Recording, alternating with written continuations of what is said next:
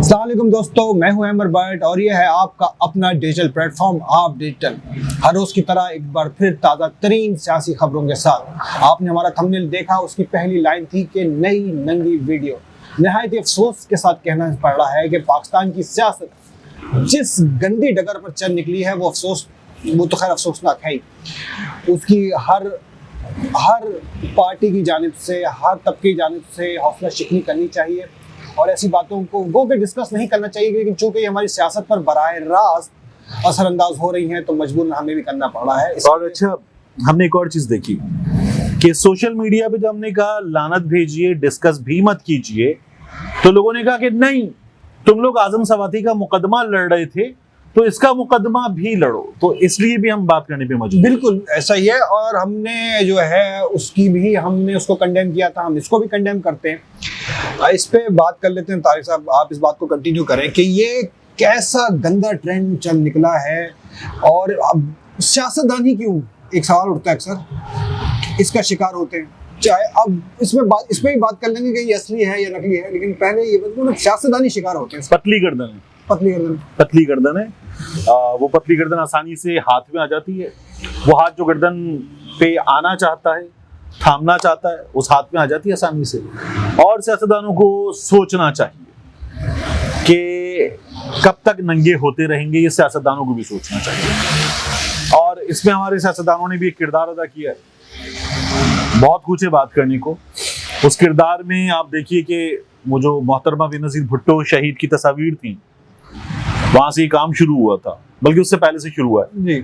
ठीक है, तो एक साहब थे हमारे माजी के डिक्टेटर, वो बदनाम कहां से थे कि उनको मरी में एक पुलिस वाले की जो अहलिया थी वो मिली थी। और फिर उसके बाद एक कहानी है हमारे यहाँ जो चलती है, तो ये गंद मुसलसल चल रहा है, लेकिन उन साहब की कोई वीडियोस वगैरह नहीं आई, उनकी कहानियां बहुत आई याह्या खान की, लेकिन उस जमाने तो खैर वीडियोस का मेरे ख्याल में इतना ट्रेंड था भी नहीं, लेकिन लकी इनफ, फॉर्चूनेट इनफ, तो इतना। लेकिन मेरे लिए जो परवेज इश्ती साहब की वीडियो आई है, पहले तो हम एक चीज अपने व्यूअर्स को बता दें कि हमने इस वीडियो को इसलिए देखा और जो हमारे वीडियो को एडिट करने वाले जानने वाले दोस्त हैं उनको दिखाया भी, बिल्कुल, कि देख के बताएं कि ये क्या है। तो उन्होंने अपनी फाइंडिंग्स क्या दी है हमें। अच्छा, मुख्तलिफ, चूंकि वेरी इनिशियल मामला है, बहुत इनिशियल मामला है। वीडियो जो इस वक्त सर्कुलेट कर रही है, जो हम तक पहुंची है, जो क्वालिटी वाले हो सकता है किसी और क्वालिटी में। अगेन बहुत माजरत के साथ हम अपने व्यूअर्स से इस चीज पे माजरत चाहते हैं कि हमें ये चीज देखनी पड़ी, वीडियो देखनी पड़ी। हम चीज का इकरार करते हैं, हम गुनाहगार हैं इसके कि हमने वीडियो देखी, लेकिन चूंकि हमने इस पर बात करनी थी। परवेज साहब की वीडियो की फाइंडिंग्स, हमारे जो एडिटर्स हैं, जो वीडियोग्राफर हैं, इस चीज को एनालाइज करते हैं, उनकी मेजॉरिटी का ये कहना था कि ये वीडियो फेक है। और परवेज साहब के लिए एक रिलीफ की बात होनी चाहिए, बिल्कुल, उनके रिलीफ की बात होनी चाहिए। और जिन लोगों ने जो उसमें शामिल थे, उन्होंने ये कहा कि ये हम इस पे कुछ कमेंट नहीं कर सकते, हम श्योर नहीं है। इन्होंने ये नहीं कहा कि ये फेक नहीं है, उनकी तरफ से ये आया कि अभी इसकी क्वालिटी ऐसी है कि हम इस पे ज्यादा बात नहीं कर सकते, या इसको सही से एनालाइज करके फाइनल रिजल्ट नहीं दे सकते। अच्छा, जो उन्होंने हमें पॉइंट्स दिए हैं, वो पॉइंट्स ये हैं कि जब परवेज साहब का आप चेहरा देखते हैं इस वीडियो में, तो उनके कान गायब हैं। बिल्कुल, बड़ी हैरत अंगेज बात है कि मतलब कान जो है, अगर आप वीडियो बनाएं सामने से भी, कान का कुछ हिस्सा, ये पोर्शन आपको नजर आता है। आप अपनी फोटो लें, कुछ लोगों के कान छोटे भी होते हैं, कुछ लोगों के कान पीछे दबे होते हैं, लेकिन फिर भी कुछ थोड़ा बहुत हिस्सा नजर आता है। इस वीडियो में कम से कम हमें, शायद हम गलती पर हो, हम जो इस चीज का, हमें उनके कान नजर नहीं आए।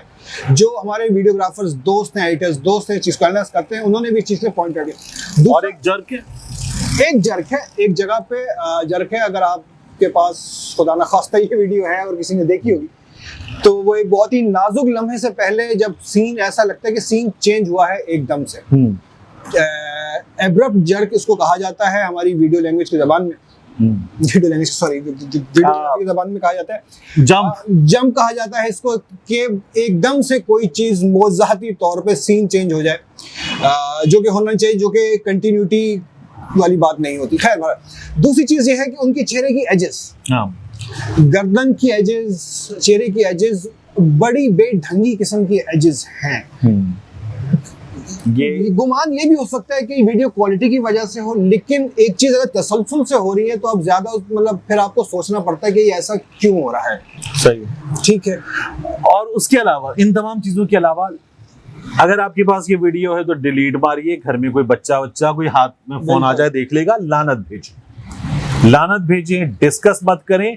चूंकि हमें बाज लोगों ने कहा कि आप लोगों ने आजम सवादी के लिए आवाज बुलंद की, आप बुलंद करें आवाज परवेज रशीद और हम के लिए। कर रहे हैं। हाँ, ये हम कर रहे हैं। ये कंडेम करने की चीज है, ये कंडेम करने की, मजम्मत करने की चीज है, नहीं होनी चाहिए। किसी सियासतदान के साथ नहीं होना चाहिए। मोहतरमा बेनज़ीर भुट्टो के साथ हुआ, आजम सवादी के साथ हुआ, मोहम्मद जुबैर के साथ हुआ, ये हुआ, गलत है। किसी शख्स की अगर वीडियो असली भी है तो उसकी पर्सनल लाइफ है, दरवाजों के पीछे उसकी लाइफ है, उसका आपसे कोई ताल्लुक नहीं है, तो उसमें घुसने की आपको कोई जरूरत नहीं। और अगर किसी के जिसने भी वो वीडियो बनाई है, अगर उसके ख्याल में वो बंदा किसी गुनाह का या जुर्म का मुर्तकिब हुआ है तो उसको अदालत तक जाना चाहिए, ना कि इसको पब्लिक किया जाना चाहिए। अवामुन्नास तक इसमें फसाद फैलने का डर होता है, शर फैलने का डर होता है, ये कहीं से भी कोई खैर बरकत वाली बात तो है नहीं।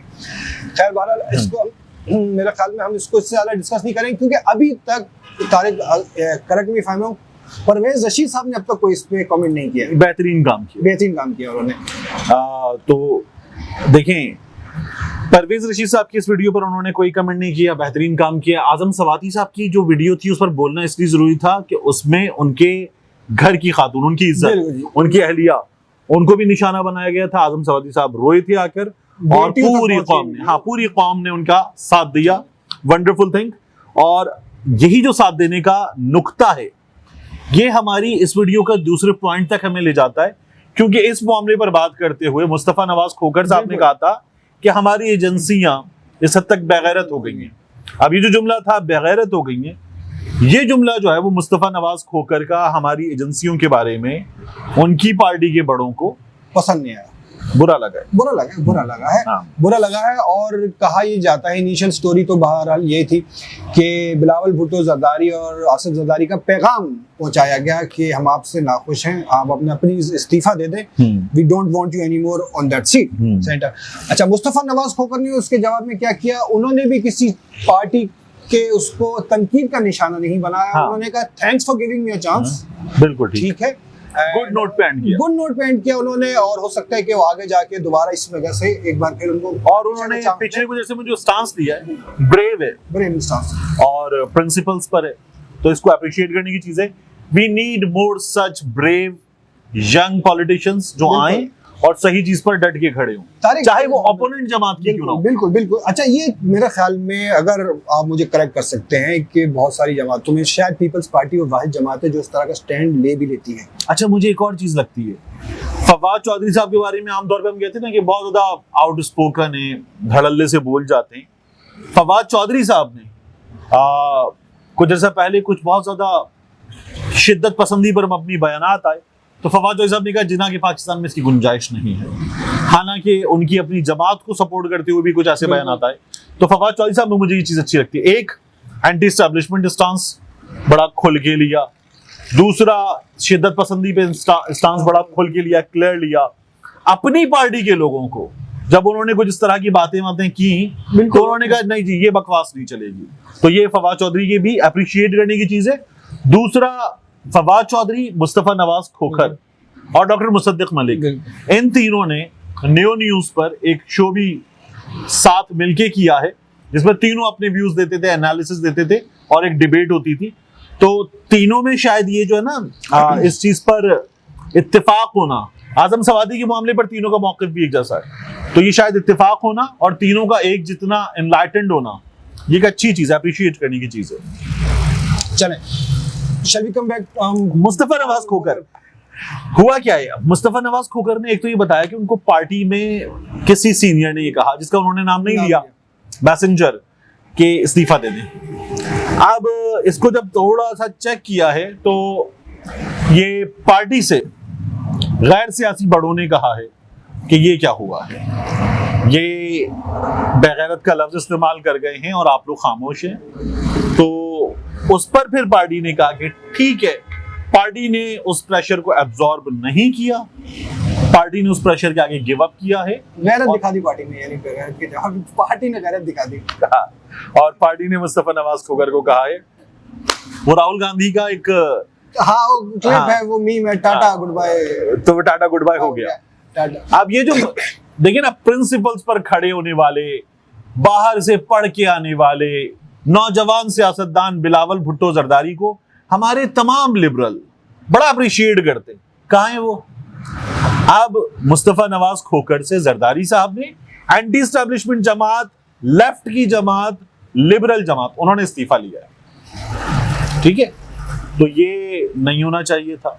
और एक ऐसे बंदे से आप कहते थे यार मुस्तफा नवाज खोखर साहब, आप एक ट्वीट और कर दें, ये जो आपने लफ्ज बेगैरत लिखा था इसके बारे में कहें कि मुझे गम गुस्सा था, रिवर्ट कर लें उसको। मैं अपने इस स्टांस पे खड़ा हूं, इस लफ्ज बेगैरत को मुझे इस्तेमाल नहीं करना चाहिए था, मैं अपने ट्वीट में से ये लफ्ज वापस लेता हूं। लेकिन ट्वीट तो हो ही चुकी थी। हाँ, वो ट्वीट तो हो ही चुकी। अच्छा नहीं, हम बात करें तारिक, हम देखते हैं कि पिछले कुछ सालों में पाकिस्तान की सियासत में एक जरदारी सब पे भारी, जो जरदारी साहब सियासी तौर पे गेम कर जाते हैं जिसका आखिरी वक्त तक किसी एनालिस्ट को पता नहीं होता, और मफामत के बादशाह, ठीक है, वो हर एक से वो मफामत कर लेते हैं, सबके दोस्त, सबके भाई, ठीक है, आसिफ भाई। तो ये क्या यही रोल वो अब भी प्ले कर रहे हैं? अच्छा, मेरे तो ख्याल है कि उन्हें मुस्तफा नवाज खोखर के लिए ये रोल प्ले कर लेना चाहिए था कि मैं समझा लूंगा, बच्चा है अपना, जिस तरह वो रावण वार के लिए कह रहे थे अपना बच्चा है, बिल्कुल, तो मुस्तफा नवाज खोखर के लिए भी कह लेते कि अपना बच्चा है,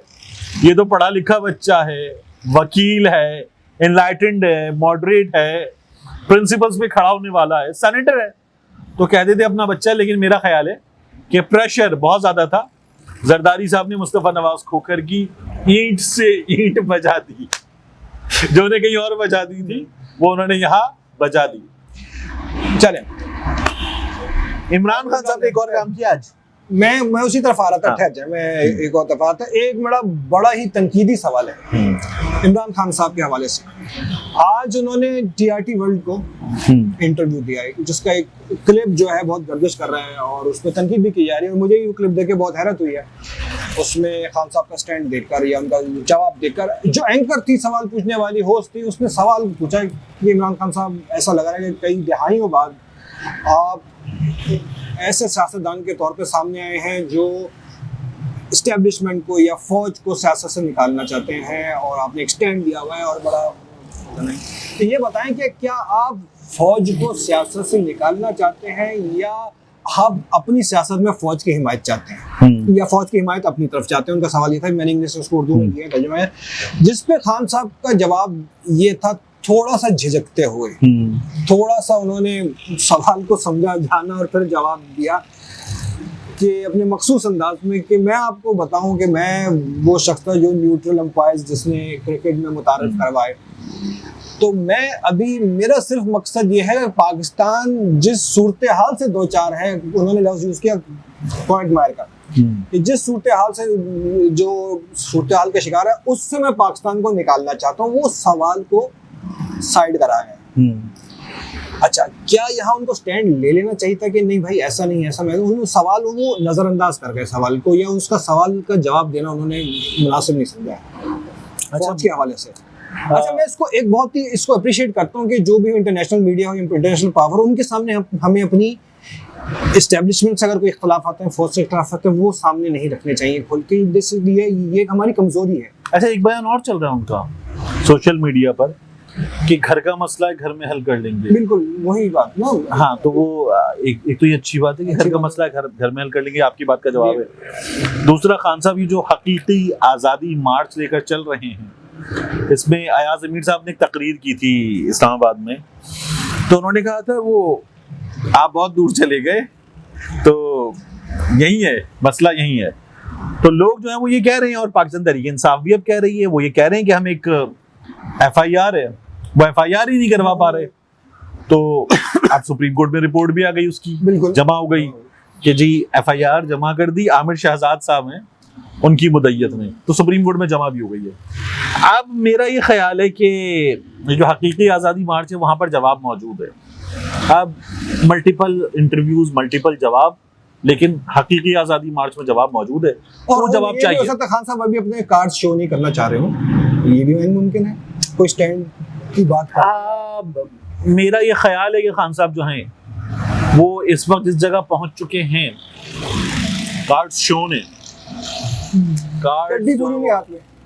नहीं, कार्ड्स जो हैं वो डिस्प्लेड हैं, cards are displayed to everyone. और वो खान साहब तो बार बार कहते थे, आज उन्होंने गुफ्तो शुनीद का लफ्ज अपने ट्वीट्स, 3 ट्वीट्स किए, उसमें भी इस्तेमाल कर लिया। तो कार्ड्स खान साहब के छाती से लगे हुए नहीं है, मियां साहब छाती से लगा के कार्ड्स खेलते हैं, खान साहब ने कार्ड्स शो कर दिए हैं। और अच्छी बात है, एस्टैब्लिशमेंट का जो किरदार है सियासत में वो नहीं होना चाहिए। बिल्कुल बिल्कुल नहीं। ये खान साहब को पहले समझना चाहिए था। खान साहब से भी गलती इंसान से ही होती है। मोहम्मद आसिफ के वालिद ने कहा था कि गलतियां बंद ही कर देने, उनसे कहा कि आपका बेटा पकड़ा गया तो कह लेंगे बंद ही पड़े जान देने, कह लेंगे वो जेल जाऊगा तो कह लेंगे बंद ही जेल जान देने। तो उन्होंने कहा वो इंग्लैंड दे भी जेल जाऊगा तो कह लेंगे ओथे जेल एथों बेहतर है।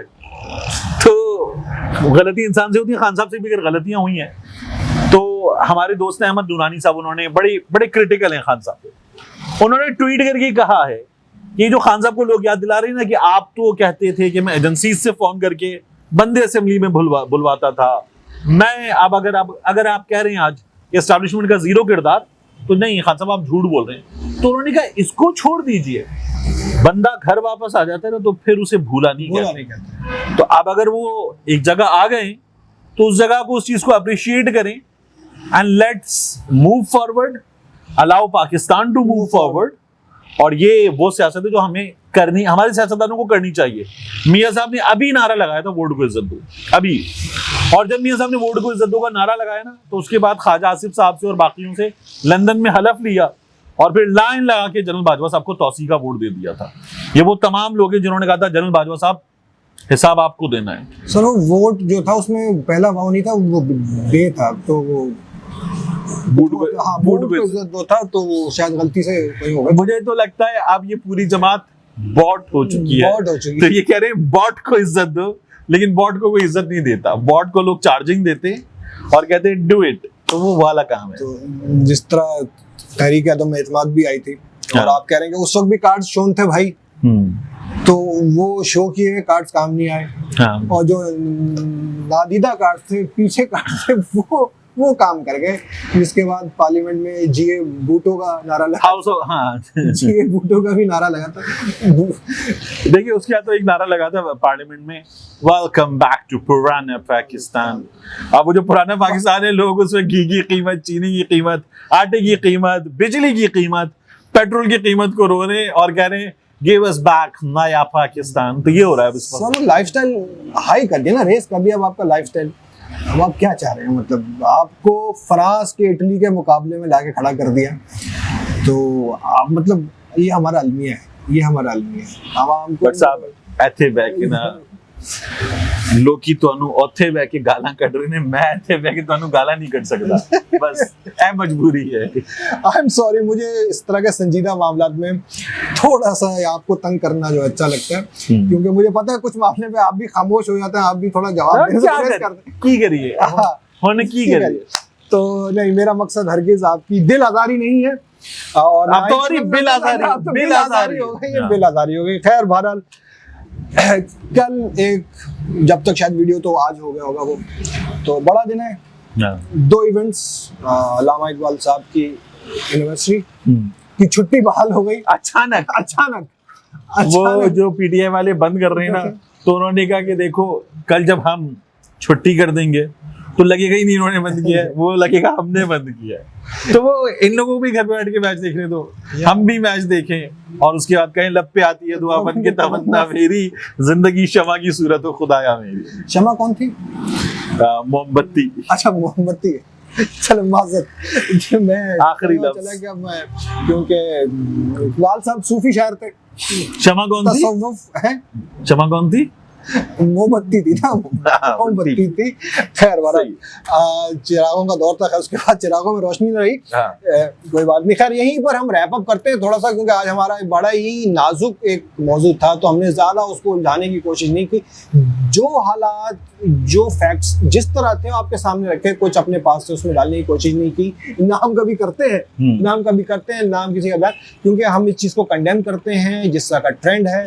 चाहे कोई भी सियासतदान हो, किसी भी पार्टी से ताल्लुक रखता हो, ना सिर्फ सियासतदान हो, कोई अफसर ही हो, कोई सरकारी अफसर ही हो, कोई वकील हो, कोई जज हो, अल्लाह ताला हम सबको इस शर से महफूज रखे, अपना और अपने आसपास रहने वालों का बहुत ख्याल रखेगा। बहुत शुक्रिया।